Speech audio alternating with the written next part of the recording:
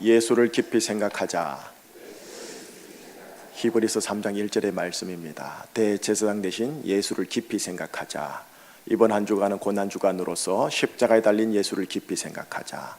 그리하여 십자가상에서 말씀하신 가상 7원, 어젠 그 첫 번째 말씀을 나눴고요. 오늘 두 번째의 말씀 함께 나누면서 예수를 깊이 생각하며 하루를 시작하겠습니다. 누가복음 23장 42절에서 43절 두 구절의 말씀을 함께 읽도록 하겠습니다. 누가복음 23장 42절 43절입니다. 누가복음 23장 42절 43절. 자, 다 찾으셨나요? 우리 두 번 열이요 읽도록 하겠습니다. 이르되 예수여 당신의 나라에 임하실 때에 나를 기억하소서 하니 예수께서 이르시되 내가 진실로 네게 이르노니 오늘 네가 나와 함께 낙원에 있으리라 하시니라.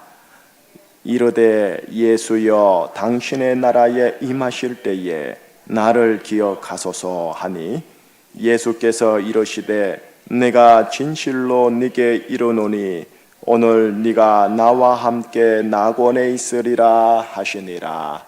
아멘. 예수를 깊이 생각하는 시간, 특별히 십자가에 달리신 예수님을 깊이 생각하는 시간, 특별히 십자가에 달리신 예수님께서 하신 가상 7원을 깊이 생각하는 한 주를 시작합니다. 어제는 주님이 이렇게 말씀하셨지요. 아버지여 용서하소서 저들을. 여기서 저들이란 자기들이 하는 짓을 알지 못하는 저들이었습니다. 그리하여 구약의 가인, 신약의 베드로. 아시다시피 가인은 악인의 대표입니다. 베드로는 신자의 대표입니다. 두 사람 자기들이 하는 짓을 알지 못하였을까요? 알지 못하니이다 라고 얘기는 했지만 웬걸요? 자기가 한 짓을 아는데도 시침이 뚝 떼는 패역한 성도와 패역한 사람의 전형이었던 겁니다. 그들을 향하여서조차 예수님은 아버지여 용서하소서 저들을 이라고 합니다. 가인이 용서를 빌었습니까? 아니었어요. 감사한 것은 베드로가 하나님 앞에서 꺼이꺼이 울며 애통했거지요. 그러나 가룟 유다 배신한 그는 그의 책임을 어떻게 했지요? 자살로 스스로 책임져서 안타까운 비극이 됐겠지요. 어쨌든 예수님은 이렇게 처음으로 외치며 가상 7원을 시작합니다. 아버지여 용서하소서 저들을요. 예수님의 용서는 모든 이들에게 열려 있습니다. 가인에게 열려 있습니다. 심지어 가인이 용서해달라고 하지도 않는데도 불구하고 용서해 주소서 저들을 이라고 할 정도로 용서받을 자격이 없는 자에게까지 예수님의 용서는 이미 열려져 있습니다. 자, 그런데 오늘 본문 두 번째 가상 7원이요. 오늘 네가 나와 함께 낙원에 있으리라 라는 이 예수님의 말씀은 모든 이들에게 예수님이 하고 싶은 말이지만 모든 이들이 받을 수 없는 한정판 고백입니다. 한정판입니다. 모든 이들에게 말하고 싶은 고백이지만 모든 이들이 받을 수 없는 한정판 고백, 그래서 참으로 마음이 안타까운 고백이 오늘 이 본문 오늘 네가 나와 함께 낙원에 있으리라 입니다. 저는 이 예수님의 말씀을 대할 때 또 다른 하나님의 말씀이 연상이 되어 떠올랐습니다. 마태복음 22장 14절이 떠올랐어요. 예수님이 하신 말씀 자막에 나오지요. 함께 읽어볼까요? 택함을 입은 자는 적으니라. 예수님께서 혼인잔치 베푼 임금 비유할 때 하신 말씀 마지막 결론입니다. 청함을 받은 자는 너무 많대. 모든 일을 청하였으나 앞불사 택함을 받은 자는 적구나 라는 안타까움의 말씀이요. 그 임금님이 종들을 향하여 사람을 만나는 대로 혼인잔치에 청하라 라고, 사거리에 가서 강권하여 내 집을 채우라 라고 합니다. 혼인잔치에 참여한 모든 사람들 앞에서 임금이 등장합니다. 그래서 한 사람을 향하여 이렇게 말을 합니다. 어찌하여 당신은 예복을 입지 않고 여기에 들어왔는가 하고요. 그리고 난 후 예복을 입지 않은 그에게 바깥 어두운데 내던지라라고 합니다. 모든 이들에게 혼인잔치는 열려져 있지만 모든 이들이 참여할 수 있는 건 아닙니다. 여기에 보니 예복을 입어야 한다라는 것을 우리가 알 수가 있습니다. 그 예복이 뭔가 그 본문에서는 찾기가 쉽진 않았지만 오늘 우리 가상칠언 두 번째에 딱 와서 희미하지만 우리에게 그 예복이 뭔가를 보여줍니다. 그 예복, 오늘 네가 나와 함께 있으리라 라는 이 음성을 반드시 가지고 있어야 됩니다. 오늘 네가 나와 함께 낙원에 있으리라, 이 음성이 있어야 저와 여러분들은 낙원에 갑니다. 낙원에 갑니다. 혹은 오늘 나의 집안에서 낙원을 읽을 수 있습니다. 혹은 낙원을 누릴 수가 있습니다. 여러분, 지옥이 있습니다. 지옥 얘기 제가 별로 안 했죠. 설교 시간에요. 저는 어렸을 때 고신청에서 지옥 얘기 엄청 들었거든요. 정말 무서웠거든요. 지옥 만드신 아버지가 너무 무서웠거든요. 어쨌든 때가 이러면 지옥 얘기도 강조하며 사겠지만 지금은 천국이고 은혜를 계속 여러분과 함께 나누는 겁니다. 여러분, 오늘 네가 나와 함께 낙원에 있으리라, 바로 이 음성을 우리가 하나님께, 아니 예수님께로부터 들으셔야 합니다. 자, 이제 그러면은 오늘 이 말씀, 오늘 네가 나와 함께 낙원에 있으리라, 어떻게 하면 이걸 듣겠냐라는 거죠. 어떻게 하면 이 예복을 내가 취할 수 있느냐라는 겁니다. 그냥 막연하게 교회 생활만 하면 되는 것인지, 막연하게 세례만 받으면 되는 것인지, 도대체 어떻게 해야 되느냐라는 거예요. 오늘 강도, 오늘 본문에 행악자로 되어 있어요. 이 행악자가 예수님 옆에서 무엇을 했는지를 보면 아하, 이렇게 하면 예복을 취할 수 있는 거구나라고 알 수가 있습니다. 오늘 본문 먼저 42절을 보기 전에 41절을 봅시다. 41절 한번 같이 읽어볼까요? 우리는 우리가 행한 일에 이에 당연하거니와 이 사람의 행한 것은 아는 것이 없느니라. 오늘 본문은 39절에 보면 행악자 둘이 예수님 양옆으로 달립니다. 행악자 중 한 사람이 비방을 하죠. 네가 그리스도가 아니냐, 너와 우리를 구원하라 하고 비방을 하죠. 그랬더니 오늘 주인공 한 행악자는 그 사람을 도리어 40절에서 꾸짖습니다. 그리고 나서 41절에서 이렇게 말합니다. 우리는 우리가 행한 일에 상당한 보응을 받은 것이니 이에 당연하거니와 라고요. 여러분, 오늘 네가 나와 함께 낙원에 있으리라 라는 이 음성을 우리가 예수님께로부터 들어야 할 그 자격 조건이 있다면 먼저 이 41절의 고백입니다. 우리가 행한 일에 상당한 보응을 받는 것이 당연하거니와. 이거를 율법적 관점에서 이렇게 말씀할 수 있습니다. 우리가 행한 일에 율법의 저주를 받는 것은 당연하거니와 라고요. 저는 이 말씀을 또 대할 때 또 다른 연상이 일어났어요. 요 몇 주 전에 누가복음 18장 부자 관원 이야기, 누가복음 19장 부자 삭개오 이야기예요. 누가복음 18장 부자 관원이 아마 추측건대 예수님 만나기 전까지는 이런 마음을 가지지 않았나 싶었습니다. 내가 행한 일에 율법의 축복을 받는 것이 당연하거니와. 왜요? 십계명을 너무 잘 지켰거든요. 부자 관원이 예수님을 만납니다. 그리고 묻지요. 선생님, 내가 무슨 일을 하여야 영생을 얻으리까? 이것이 마태복음에는 내가 무슨 선한 일을 하여야 영생을 얻으리까? 라고 합니다. 영생을 얻는 것, 오늘 본문 속에 있는 단어로 바꾸면 내가 무슨 선한 일을 해야 낙원에 이르리까? 이겁니다. 모든 신앙심의 소망과 모든 종교의 로망이 뭐냐? 낙원에 살다가 낙원에 가는 겁니다. 영생을 누리다가 영생에 들어가는 겁니다. 열반을 추구하다가 열반 속에 들어가는 겁니다. 이게 모든 신앙심의 소망이고 모든 종교체계의 로망입니다. 그리하여 진정성 있는 종교인들과 신앙심의 사람들은 항상 신에게 종교체제에 묻습니다. 내가 무슨 선한 일을 하여야 영생을 얻으리이까? 낙원에 이르리이까? 열반에 이르리이까? 라고요. 바로 그때 예수님은 마태복음에서 이렇게 화답을 해주세요. 네가 온전하고자 할진대 네 소유를 팔고 와서 나를 따르라. 네가 온전하고자 할진대라는 단어를 쓰십니다. 네가 낙원에 이르고자 할진대, 네가 영생에 이르고자 할진대의 또 다른 표현인 겁니다. 네가 온전하고자 할진대. 예, 여러분 온전해야 낙원에 갑니다. 온전해야 열반에 이른다는 소리겠지요. 불교 용어로 말하면 온전해야 내가 영생에 이를 수 있다라는 말씀입니다. 퍼펙트 해야 됩니다.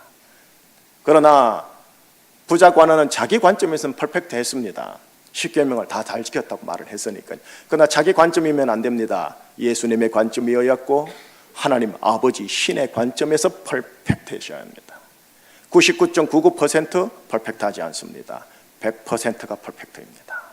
그것도 신의 관점에서지요. 이런 소리를 들은 부자 관원은 절망하고 떠납니다. 이 상황을 지켜본 제자들의 입술에서 이렇게 말하지요. 그렇다면 누가 구원을 얻을 수 있단 말인가? 그렇습니다. 인간의 관점에서는 퍼펙트할 수 없습니다. 아무리 종교적 체계와 현실, 규율에 헌신한다 할지라도, 영성수론을 한다 할지라도, 박애주의적 삶을 산다 할지라도, 고상한 인격으로 산다 할지라도 그는 신의 관점에서는 퍼펙트할 수가 없습니다.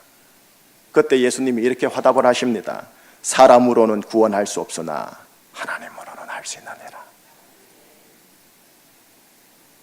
오늘 네가 나와 함께 낙원에 있으리라 이 표현을 듣기를 원하신다면 나로서는 할 수 없습니다. 하나님만 이 말씀을 해줄 수 있습니다. 보아하니 예수님께서 이 말씀을 해줄 수 있네요. 낙원 입장의 결정권자가 누구였느냐? 나의 진정성 어린 종교적인 수행이 아니었습니다. 나의 고매한 인격이 아니었습니다. 낙원 입장의 결정권자는 예수님이셨습니다. 네가 나와 함께 낙원에 있으리라 라는 이 말씀, 이 예복을 받아야만 진짜 낙원에 들어갈 수가 있습니다. 누구에게 이 말을 했느냐? 부자 관원, 신앙 잘 지킨 사람, 십계명 잘 지킨 자에게? 아닙니다. 누구에게 했느냐? 부자 관원이 들었다면 너무나 충격적이었을 텐데 행악자에게. 여러분 물어보십시다. 인간의 상식에서 물어보세요. 율법의 저울에다가 행악자를 올려보세요. 율법의 저울에다가 부자 관원을 올려보십시오. 누가 더 율법의 관점에서 더 많이 지킨 자입니까? 당연히 부자 관원이지요. 율법의 저울에 올려보면 온전함의 무게에 있어서는 부자 관원이 훨씬 더 조금 미약하지만 무거울 겁니다. 물론 주님의 눈에는 도토리 키재기겠지만요. 온전함의 무게로 따지면 부자 관원이 좀 더 무겁는데 부자 관원이나 행악자나 낙원 입장에서는 함량 미달인 겁니다. 그런데 이 낙원에 누가 들어갔느냐 하니 세상에 부자 관원조차도 상종하지 않을 행악자가 들어갔다라는 겁니다. 뭐 때문에? 어떤 자격을 가졌기 때문에? 십계명도 안 지켰는데 뭐 때문이냐? 그가 한 41절 이 고백 때문에 그래요. 우리가 행한 일에 상당한 보응을 받는 것이 당연하거니와. 여러분 희망입니까? 절망입니까? 자신에 대해서요. 절망입니다. 자기가 자기 상황을 아는 겁니다. 자신이 받아야 할 보응이 뭔지를 아는 겁니다. 절망인 거예요. 나의 모든 행실이 하나님 앞에서, 신 앞에서 절망이구나, 절대 절망이구나, 이거를 깨닫는 거죠. 그런데 더 감사한 것, 그리고 그 다음 게 더 중요한 게 있습니다. 초대권의 자격의 절반만 취한 겁니다. 내 자신에 대하여 절망하는 거는요. 왜? 가룟 유다도 절망했거든요. 하지만 그의 결론은 자살이었고요. 오늘 중요한 본문 42절에 이르러야 진짜 우리는 낙원에 들어갈 수 있습니다. 자, 42절 한번 같이 읽어보십시다. 이르되 예수여 당신의 나라에 임하실 때에 나를 기억하소서 하니. 바로 이 표현 때문에요. 예수여 당신의 나라에 임하실 때에 나를 기억하소서. 여러분 이걸 또 원어로 보면 참 특이합니다. 이래 돼 있어요. 예수여 기억하소서 나를. 어제 가상칠은 첫 번째 예수님 이래 말씀하셨지요. 아버지여 용서하소서 저들을. 예수님은 아버지를 향하여 세 마디를 외칩니다. 아버지여 용서하소서 저들을. 이 예수를 향하여 바로 옆에 있는 행악자는 이렇게 예수님에게 외칩니다. 예수여 기억하소서 나를. 그랬더니 예수님은 그에게 부자 관원에게 주지 아니한 초대권과 예복을 건네줍니다. 오늘 네가 나와 함께 나곤에 있으리라. 여러분 아멘으로 받아내지만 이게 착한 사람, 선량한 사람, 율법 잘 지키는 사람, 종교적 진정성 있는 사람, 경건한 사람, 종교적 영성 수행을 하는 사람 입장에서는 대단히 불편한 논리입니다. 행악자가 뭐 했는데 어떤 거룩하고 아름다운 일을 했다고 낙원에 들어간단 말인가. 그러나 예수님의 원리입니다. 예수여 기억하소서 나를. 이 고백을 하는 자에게, 누구에게? 십자가에 달려 함께 처참하게 죽어가고 피 흘리는 예수에게 말하는 자예요. 여러분 옆에 처참하게 피 흘려가는 십자가에 달린 예수를 바라보며 또 다른 행악자가 한 말이 실은 더 타당한 말입니다. 구원해보라. 네가 그리스도이면 나와 너희와 우리 모두를 한번 구원해봐라. 비방과 조로와 멸시를 받을 수밖에 없는 상황인데도 불구하고 이 행악자는 도대체 어떤 신앙심이 일어났는지 모르겠지만 예수여 기억하소서 나를. 이 한마디에 그는 예복을 입습니다. 초대권을 입습니다. 그래서 십자가 복음으로 처음으로 천국 간 사람이 누구냐? 이분이십니다. 십자가 복음으로 처음으로 천국 가신 분이 이분이세요. 예수여 기억하소서 나를. 뭡니까? 내 안에는 십계명도 지킨 게 없습니다. 내 안에는 자랑할 게 아무것도 없습니다. 내 안에는 천국에 들어갈 수 있는 것 아무것도 없습니다. 염치불문하고 예수님 죄송하지만 저 한번 기억해 주세요. 내 예수님께 드릴 거 아무것도 없는데 그냥 예수님 나 한번 기억해 주세요. 이 한마디에 예수님은 천국 예복을 입혀버려요. 도덕의 원리에 너무 위배되셔요. 그러나 이게 예수님의 원리예요. 오로지 예수를 바라보는 자, 예수 외에는 다른 희망이 없는 자, 예수만이 나의 삶의 대안이 되는 자, 그 자를 향하여 예수님은 예복을 입혀버려요. 저는 이 말씀을 대할 때 또 다른 말씀이 연상이 되었습니다. 예수여 불쌍히 여기소서 나를 이라고 한 외친 자요. 일주일 전입니다. 예수님이 돌아가시기 전 일주일 전에 여리고성에 입성을 해요. 바로 그때 바디메오라는 태어나면서도 맹인된 자가 있었어요. 그가 구걸하고 있는데 예수님이 지나간다는 소리를 듣습니다. 소리를 꽉꽉 지릅니다. 뭐라고요? 예수여 나를 불쌍히 여기소서라고요. 다윗의 자손 예수여 나를 불쌍히 여기소서라고요. 마가복음 10장 47절에 그래 되어 있어요. 사람들이 꾸짖어요. 조용히 하라고. 그랬더니 더 크게 소리 지르는 겁니다. 자신에게는 절망이니 유일한 희망과 대안은 저분밖에 없는 걸 알기 때문에 소리 지릅니다. 다윗의 자손 예수여 나를 불쌍히 여기소서. 원어로 이래 되어 있습니다. 예수여 불쌍히 여기소서 나를. 예수여 불쌍히 여기소서 나를. 예수여 기억하소서 나를. 이 구도와 같고 내용이 같습니다. 행악자의 마음 예수밖에 없고 바디메오의 마음 예수밖에 대안이 없는 상황입니다. 그가 외친 것 예수여 기억하소서. 예수여 불쌍히 여기소서. 그랬더니 주님은 치유의 구원을, 한 사람에게는 낙원의 구원을 주셨습니다. 결론 짓겠습니다. 앞에 있는 목사 10계명 여러분보다 더 잘 지킬 겁니다. 주님 보시기에 신앙의 규율들 저는 여러분들보다 더 잘 지켜야 할 의무가 있는 사람이고 실제로 하나님 앞에서 더 잘 지킬 겁니다. 그러나 저는 제 자신에게 절망할 겁니다. 여러분보다 더 착할 겁니다. 여러분들보다 더 고상하게 전 살 겁니다. 그러나 저는 제 자신에게 절망할 겁니다. 이것이 내 의가 될 수 없다라는 것을 성경을 통해 너무나 잘 알기 때문에 그렇습니다. 그리고 저는 열심히 살 겁니다. 그러나 저는 외칠 겁니다. 예수여 기억하여 주십시오. 이 부족한 나를. 예수여 불쌍히 여겨주십시오. 이 연약한 김 목사를. 저는 이렇게 외칠 겁니다. 왜? 이래해야, 이것이 예수님을 절대 의존하는 자기 때문에 그리해야 오늘 네가 나와 낙원에 있으리라, 이 소리를 예수님께 들으니까요. 저는 낙원에 가고 싶으니까요. 아니, 이곳에서 낙원을 일구고 낙원을 누리다가 주님 부르시면 미련 없이 낙원에 가고 싶어서요. 열심히 살 겁니다. 그러나 예수여 불쌍히 여기소서 나를 외치면서 살 겁니다.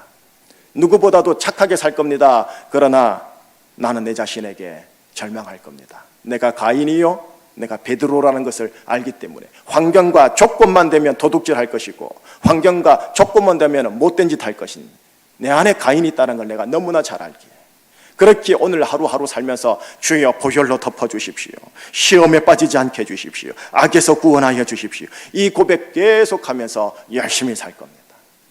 열심히 살아 하나님이 주시는 복이 있다 하여 절대로 교만하지 않을 겁니다. 자고하지 않을 겁니다. 나에겐 절망할 겁니다. 예수여 이 모든 게 당신의 덕분입니다 라고 할 겁니다. 영성신학에서 중요한 기도 표현이 하나 있어요. 퀴리에 엘레이손이라는 유명한 표현이 있어요. 영성학자들이나 영성수련자들이 항상 하루 종일 그 고백을 해요. 원어를 퀴리에 엘레이손, 퀴리에 엘레이손. 뜻이 뭐냐? 예수여 불쌍히 여기소서 나를, 이 뜻이에요. 바디메오가 한 말이에요. 나사렛 예수여 나를 불쌍히 여기소서. 퀴리에 주여, 퀴리에 주여, 엘레이손 불쌍히 여기소서. 퀴리에 엘레이손. 이거를 수천 번, 수만 번을 영성학자들이, 영성수론자들이 한대요. 일하면서, 노동하면서, 여러 가지 잡일을 하면서 입에는 퀴리에 엘레이손 주여 나를 불쌍히 여기소서, 나를 불쌍히 여기소서. 뭡니까? 열심히 살 때 예수를 의지하겠다라는 거예요. 예수를 의지하겠다라는 거예요. 예수를 의지하시는 우리 교우들 되시기를 예수님 이름으로 축복합니다. 낙원을 일구시고 낙원을 누리시다가 주님 오라 하시면 여러분 미련 두지 마십시다. 낙원에서 만나십시다. 기도하시겠습니다. 하나님 아버지, 오늘 하루 하나님께 문안 인사를 드리고 시작합니다. 열심히 살려고 오늘 하루 누구보다도 일찍 일어나 하나님께 문안 인사를 드리고 세수하고 밥 먹고 하루 일찍 시작합니다. 그러나 우리가 행한 일에 우리는 율법의 저주를 받는 것이 당연한 자입니다. 내 자신에게는 절망할 수밖에 없는 존재요, 하나님 앞에서 자기 자랑할 거리가 아무것도 없다라는 것을 인지하는 가운데 예수여 불쌍히 여기소서 나를, 예수여 기억하소서 나를, 이 고백을 하면서 열심히 살아갈 때 하나님 낙원을 일구게 하여 주시고 낙원 속에서 낙원을 누리다가 주님 오라 하면 낙원으로 들어가는, 오늘 네가 나와 함께 낙원에 있으리라는 이 음성에 실현되는 하루가 되게 하여 주시옵소서. 예수 그리스도 이름으로 감사하며 기도합니다. 아멘.